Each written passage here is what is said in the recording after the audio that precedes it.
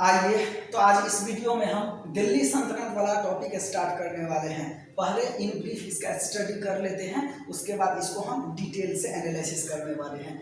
जैसा कि हमने बात कल कहा था कि गोरी की मृत्यु 1206 ईस्वी में हो जाती है। कहाँ पे? दमियत नामक स्थान पर सिंध में, यानी कि गोरी का मृत्यु हो जाता है। अब गोरी के मृत्यु के बाद इसके जो साम्राज्य फैले थे कहाँ से, तो हम देखते हैं कि मतलब अफगानिस्तान वाला गजनी से लेकर के और कहाँ तक फैला हुआ था ये इलाका, तो लखनऊ तक। तो कुल मिलाकर के इतने बड़े प्रांतों को ये तीन शासक जो है कुल मिलाकर के वहाँ का प्रांतपति अपने अधीन बांट लेता है। सबसे पहले रहता है यल्दौज, ये एक बहुत बड़ा अधिकारी रहता है गोरी के समय। उसके बाद रहता है नसरुद्दीन खुवाजा और तीसरा रहता है उसका गुलाम कुतुबुद्दीन ऐबक। ध्यान से समझिएगा, ये जो गोरी की मृत्यु होता है तो विभिन्न विभिन्न क्षेत्रों में ये तीन शासक अपना शासन संभालते हैं। ये जो ताजुद्दीन यल्दौज रहता है ये मुल्तान का शासन संभालता है, नसरुद्दीन खुवाजा सिंध का शासन संभालता है और कुतुबुद्दीन ऐबक जो इसका एक दास रहता है। ये बहुत बड़ा क्षेत्र, खास करके कहें तो लाहौर से लेकर के लखनऊ तक। लाहौर कहें तो आज के समय में पंजाब में पाकिस्तान में है, जबकि लखनऊ कहें तो ये बंगाल में है। इतने बड़े क्षेत्र को ये शासन ने बांध रखा था। और ये जो है लाहौर से लेकर लखनऊ तक, इसके अंतर्गत सियालकोट भी आ जाता है, कन्नौज भी आ जाता है, दिल्ली भी आ जाता है, बिहार का रीजन भी आ जाता है। इन सभी क्षेत्रों को ये शासन करने वाला व्यक्ति कौन था?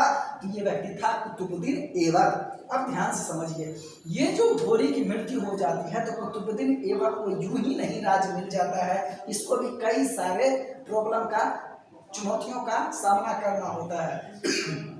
और इन सभी चुनौतियों का ये युद्ध के माध्यम से सामना नहीं करते हैं, बल्कि वैवाहिक नीति को अपनाते हैं और वैवाहिक नीति को अपना करके इस प्रॉब्लम को ये सॉल्व करते हैं।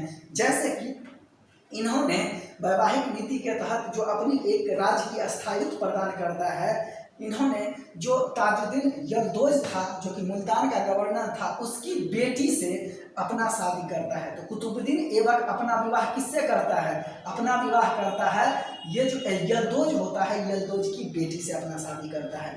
जबकि अपनी बहन का शादी ये नसरुद्दीन खुवाजा से करता है और सिंध का ये प्रांतपति या कह सकते हैं कि गवर्नर होता है। जबकि अपनी बेटी का विवाह उस समय में इल्तुतमिश काफ़ी योग्य व्यक्ति था, जवान व्यक्ति था, तो अपनी बेटी का शादी इल्तुतमिश से कर देता है। तो इस प्रकार ये सभी को आपस में मिला लेता है और कुल मिलाकर के एक वंश की स्थापना करता है और एक उसका जो बिना रुकावट के उसका वंश आगे बढ़ता भी है। तो उस वंश का नाम होता है, क्या होता है? मामलुक वंश, गुलाम वंश, तिलवरी वंश या दास वंश।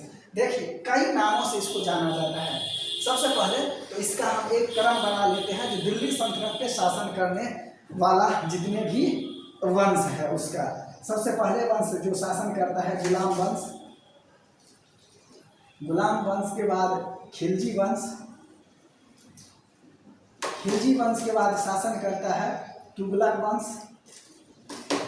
तुगलक वंश। उसके बाद शासन करता है सैयद वंश और उसके बाद शासन करता है लोदी वंश। तो कुल मिलाकर के इतने वंश यहाँ पे शासन करते हैं। 1 2 3 4 और 5 वंश यहाँ पे शासन करते हैं। इसका एक ट्रिक है, गुल खिले तो सांस लो, गुल खिले तो सांस लो। ठीक, गुलाम वंश, खिलजी वंश, तुगलक वंश, सैयद वंश और लोदी वंश। यहाँ पे गुलाम वंश, खिलजी वंश, तुगलक वंश, सैयद वंश, लोदी वंश। तो गुल खिले तो सांस लो, ये इसका ट्रिक है। आप लोग भी याद करने के लिए क्रोनोलॉजी है, आप आसानी से इसको समझ सकते हैं। तो गुलाम वंश, खिलजी वंश, तुगलक वंश, सैयद वंश, लोदी वंश, ये जो 5 वंश है दिल्ली सल्तनत पर शासन करता है, जिसमें पहला वंश क्या होता है? तो ममलुक वंश, गुलाम वंश, तिलवरी वंश या दास वंश। देखिएगा यहाँ पे टर्मिनोलॉजी है। ममलुक का मतलब होता है स्वतंत्र माता पिता से उत्पन्न संतान, उसका माँ बाप यानी किसी का दास ना हो, तो ऐसे संतान को बोलते हैं ममलुक। गुलाम का मतलब होता है जो परंपरागत रूप से वंश ही उसका गुलामों का रहा हो। इलवरी का मतलब होता है कि एक जाति है और दास का मतलब तो समझते हैं कि दास है। तो इस प्रकार से इन्होंने जो वंश की स्थापना किया उन्होंने गुलाम वंश का या दास वंश का नाम रखा। समझने वाली बात है, जब ये वंश की स्थापना कर लेता है तो इन्होंने कभी भी अपने नाम का खुतबा नहीं पढ़वाता है और साथ ही अपने नाम का सिक्का नहीं चलवाता है। क्यों? क्योंकि खुद ये दास होता है। याद रहेगा, ध्यान से समझिएगा। हमने कहा कि गुलाम वंश की स्थापना जब 1206 ईस्वी में कर लेता है कौन? कुतुबुद्दीन ऐबक, तो अपने नाम का ना तो वो तो सिक्का चलवाता है ना ही अपने नाम का खुतबा पढ़ाता है। समझ गए? इसके अलावा ये ना तो मलिक की उपाधि लेता है और ये सुल्तान की उपाधि नहीं लेता है। ये सुल्तान की उपाधि नहीं लेता है बल्कि मलिक और केवल सिपह सलार की उपाधि ही अपने आप को लेता है। अर्थात ये कहता है कि हम सुल्तान के लायक नहीं हैं। सुल्तान का मतलब होता है उस समय में कि एक इस्लाम धर्म में सबसे बड़ा जो इस्लाम धर्म के व्याख्या होते हैं उसको बोला जाता है खलीफा। तो खलीफा के जो प्रतिनिधित्व का रूप में काम करे उसको बोला जाता है सुल्तान। जैसे इल्तुतमिश ने वो खिल्लत प्राप्त किया था 1229 ईस्वी में बगदाद के खलीफा से। तो इस प्रकार से इल्तुतमिश दिल्ली सल्तनत का पहला वो सुल्तान है जिन्होंने खलीफा से खिल्लत प्राप्त किया था। खिल्लत मतलब एक सम्मान सूचक चादर तब होता है और दिया जाता है, और खिल्लत एक प्रकार का वही चादर तब का ताजपोशी किया जाता है और उसको सम्मानित किया जाता है। तो इस प्रकार से कुतुबुद्दीन ऐबक खुद को दास कहा और अपने वंश का नाम दास वंश रखता है। उन्होंने सिक्के अपने नाम से नहीं चलवाए और ना ही वो खुतबा पढ़वाया। साथ ही वो सुल्तान की पदवी नहीं लेता है। क्या लेता है? तो मलिक और सिपह सलार की केवल पदवी लेता है। तो लेकिन क्वेश्चन में कहेगा कि वह सुल्तान दिल्ली सल्तनत का कौन है जिन्होंने सुल्तान की उपाधि लिया? ठीक, तो वो कौन होता है? इल्तुतमिश, इसका दामाद। किसका दामाद होता है? ये सुल्तान की उपाधि लेता है। समझ गए? दिल्ली सल्तनत में बाकी के जो भी हैं वो क्या है? वो गुलाम ही हैं। तो गुलामों का गुलाम कहा जाता है। इल्तुतमिश को क्या कहा जाता है? गुलामों का गुलाम। ये क्वेश्चन बनता है, आप इसको राइट डाउन कीजिएगा। इल्तुतमिश गुलामों का गुलाम होता है, ऐबक का दामाद होता है, साथ ही ये पहला दिल्ली का सुल्तान होता है। चलिए आगे चलते हैं। कुतुबुद्दीन ऐबक अपने राज्य की राजधानी लाहौर में बनाता है और वहीं से राज्य की शासन का संचालन करता है। देखिए, साम्राज्य विस्तार से अधिक वो राज्य की सुदृढ़ीकरण पे बल देता है, क्योंकि उसका साम्राज्य वैसे ही बहुत बड़ा फैल चुका था। मतलब लाहौर से लेकर के लखनऊ, मतलब कह सकते हैं कि पाकिस्तान से लेकर के बंगाल तक के क्षेत्र को ये शासन में रखा था। साथ ही इन सबसे यल्दौज और कुबाचा से अपना वैवाहिक नीति स्थापित कर लेता है, संबंध स्थापित कर लेता है और शांति पूर्वक राज्य को बढ़ाता है आगे। यल्दौज और कुबाचा के प्रति नीति इसकी राजनीतिक कुशलता का ही परिमाण है। ये बात याद रखना है कि चूंकि अगर कोई व्यक्ति दूरदर्शी ना होता तो उलझ जाता और उलझ के अपना भी शक्ति को नाश कर लेता और वो तो नाश होता तो नाश होता है। तो इस प्रकार से यल्दौज और कुबाचा के प्रति क्या इसकी नीति थी? राजनीतिक कुशलता की नीति थी। इसके साथ ये एक उदार शासक था। मान लीजिए कोई गुलाम से इतने बड़े स्तर तक पहुंचता है। कुतुबुद्दीन ऐबक क्या था? एक गुलाम था और गुलाम से इतने बड़े राज्य के शीर्ष सर्वोच्च पद पे पहुंचता है, सुल्तान बन जाता है। यह हालांकि वो सुल्तान की उपाधि लेता नहीं है। क्या उपाधि लेता है? केवल मलिक और सिपह सलार की उपाधि लेता है। तो इतने बड़े राज्य के राजा बन जाने के बावजूद उसमें उदारता आना स्वाभाविक ही है। तो गुलाम से कोई व्यक्ति सत्ता के शीर्ष पर पहुंच रहा है तो उन्होंने यल्दौज और कुबाचा के साथ उदारता की नीति अपनाई और कई सारे उपनामों से इसको जाना जाता है। जैसे लाख बख्श, इसका मतलब होता है लाखों का दान देने वाला, लाखों का दान देने वाला। उसके बाद होता है पील बख्श, हाथियों का दान करने वाला, हाथियों का दान करने वाला। ठीक। कुरान खां, कुरान का पाठ करने वाला। इसके बाद चंद्रमा का देवता, ऐबक का मतलब होता है चंद्रमा का देवता। समझ गए? तो इस प्रकार से इसके कई उपनाम हैं। जैसे और ये क्वेश्चन बनता है, जैसे लाख बख्श, पील बख्श, कुरान खां, चंद्रमा का देवता, इससे क्वेश्चन बनता है। ठीक। तो इस प्रकार से हम देखते हैं कुतुबुद्दीन ऐबक में सैनिक योग्यता के साथ साथ इसमें कला का भी प्रतीक क्या रहता है? तो कला के प्रति अनुराग रहता है। यही कारण है कि इन्होंने कई स्थापत्य कला का विकास करवाता है। जैसे कुब्बत उल इस्लाम मस्जिद, ये दिल्ली के मेहरौली में है। कहाँ है बाबू? मेहरौली में है, दिल्ली के मेहरौली में है। इसके बाद अढ़ाई दिन का झोपड़ा, ये एक मस्जिद है और बीपीएससी में ये पूछा हुआ क्वेश्चन है। बीपीएससी का ये पूछा हुआ क्वेश्चन है कि अढ़ाई दिन का झोपड़ा क्या है? तो अढ़ाई दिन का झोपड़ा एक मस्जिद है और कहाँ था ये? अजमेर में है।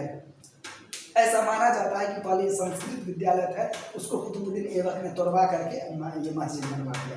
खैर, इसके अलावा इन्होंने ख्वाजा कुतुबुद्दीन बख्तियार काकी की याद में कुतुब मीनार का नींव रखा और कुतुब मीनार भी कहाँ है? दिल्ली में है। ये अलग बात है कि बाद उसके दामाद जो है बाद में इल्तुतमिश ने इसके कार्य को पूरा करवाया, फिर फिरोज तुगलक जो है उसको मरम्मत करवाया, वो अलग बात है, याद रखना है। तो कुतुब मीनार का नींव किसने रखा? कुतुबुद्दीन ऐबक ने रखा। पूरा काम कौन करवाया? इल्तुतमिश करवाया। फिरोज तुगलक ने उसको और बढ़वाया, ठीक ठाक करवाया।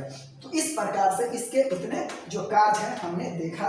और अंत में निष्कर्ष के तौर पे मूल्यांकन अगर किए जाए तो एक गुलाम की अवस्था से उसका सुल्तान की पद तक पहुंच जाना उसकी योग्यता का ही परिचायक है। एक योग सेनापति, अचूक तीरंदाज, साहसी तथा प्रभावशाली व्यक्ति से धनी कौन था? तो ये इंसान का नाम है कुतुबुद्दीन ऐबक। तो इसको आप लोग याद रखिएगा। एक बार मैं रिकॉल किया जाता हूँ, मेरे साथ आप पढ़िए, ध्यान दीजिए। दिल्ली सल्तनत 1206 ईस्वी में इसकी स्थापना करता है कौन? करता है कुतुबुद्दीन ऐबक। गोरी की मृत्यु के बाद सिंध में हो जाता है। उसके बाद राज्य 3 भाग में बढ़ जाते हैं, ताजुद्दीन, यलदौज, नसरुद्दीन कुबाचा और कुतुबुद्दीन ऐबक। यलदौज को मिलता है मुल्तान, नसरुद्दीन को मिलता है सिंध और ऐबक को लाहौर से लखनऊ तक का क्षेत्र मिलता है। कुतुबुद्दीन ऐबक इन दोनों से वैवाहिक संबंध स्थापित कर लेता है और नए वंश मामलुक या गुलाम वंश की स्थापना करता है। कुतुबुद्दीन ऐबक 1206 से 10 ईस्वी तक शासन करता है। राजधानी अपनी लाहौर को बनाता है। वैवाहिक नीति से राज्य में स्थायित्व प्रदान करता है। इन्होंने जो एक बहुत बड़ा अधिकारी था ताजुद्दीन यलदौज, जो कि मुल्तान के राज्यपाल थे, उसकी बेटी से कुतुबुद्दीन ऐबक खुद विवाह करता है और अपनी बहन का विवाह नसरुद्दीन कुबाचा सिंध के राज्यपाल से कर देता है और अपनी बेटी का विवाह, उस समय एक योग्य लड़का रहता है, इल्तुतमिश जवान रहता है, उससे अपने बहन का विवाह कर देता है। इस प्रकार से राज्य में शांति ला गया है। इसके अलावा गोरी जो है, ये गोरी के मृत्यु के बाद कुतुबुद्दीन ऐबक अपने हाथ में क्या करता है? शासन लेता है, लेकिन वो अपने नाम से कभी खुतबा नहीं पढ़वाता है, शासन नहीं चलाता है। याद रखिएगा, सिक्के नहीं चलवाता है और खुतबा नहीं पढ़वाता है। गोरी के मृत्यु के बाद जब राज को अपने हाथ में लेता है तो अपने नाम से वो सिक्का नहीं चलवाता है, ना ही वो खुतबा पढ़वाता है। इसके बाद वह सुल्तान की उपाधि नहीं लेता है। क्या लेता है? केवल मलिक और सिपाह सलार की ही उपाधि लेता है। और 1210 ईस्वी में लाहौर में चौगान खेलते समय इसकी मृत्यु हो जाती है। लेकिन मृत्यु से पहले इन्होंने कई काम करता है, जैसे कि साम्राज्य विस्तार से अधिक वो राज्य की सुदृढ़ीकरण पे बल देता है, जिससे स्थायित्व बना रहे। साथ ही यलदौज एवं कुबाचा के प्रति राजनीतिक कुशलता का ही प्रमाण है जो इसकी नीति जो अपनाता है। साथ ही यह एक उदार शासक था। इसका नाम लाख बख्श, पीर बख्श, कुरान खां और चंद्रमा का देवता अन्य उपनामों से जाना जाता है। लाख बख्श का मतलब लाखों का दान देने वाला, पीर बख्श का मतलब हाथियों का दान देने वाला, कुरान खां का मतलब कुरान पढ़ने वाला और चंद्रमा का देवता ऐबक को कहा जाता है। इस प्रकार से इन्होंने ये अपना उपनाम लिया। साथ ही सैनिक योग्यता के साथ इसमें कला प्रेमी का भी बोध होता है, जैसे कि इन्होंने कुब्बत उल इस्लाम मस्जिद मेहरौली में इसकी स्थापना करवाता है, जो दिल्ली में है। 2.5 दिन का झोपड़ा अजमेर में है, राजस्थान में है, और ये वहाँ पे मस्जिद का निर्माण करवाया। ये अलग बात है कि वो एक संस्कृत विद्यालय था जिसको तुड़वा करके मस्जिद बनाया। कुतुबुद्दीन ऐबक कुतुब मीनार की नींव रखता है, किसकी याद में? तो ख्वाजा कुतुबुद्दीन बख्तियार काकी की याद में कुतुब मीनार का नींव रखता है, लेकिन पूरा इल्तुतमिश करवाता है। बाद में फिर उसका मरम्मत का काम फिरोज शाह तुगलक करवाता है। तो इस प्रकार से ये जो कुतुबुद्दीन ऐबक है, ये गुलाम की अवस्था से उठ करके सुल्तान की पद तक पहुँचता है, जो उसकी योग्यता और उसकी प्रतिभा का ही परिचायक है। एक योग सेनापति, अचूक तीरंदाजी, साहसी व्यक्तित्व, इन सभी का ये धनिक व्यक्ति कौन था? तो ये था कुतुबुद्दीन ऐबक। तो इस प्रकार से हमने ऐबक के बारे में डिटेल्ड एनालिसिस कर लिया है। फिर मिलते हैं नेक्स्ट टॉपिक में। आज के लिए इतना ही, धन्यवाद।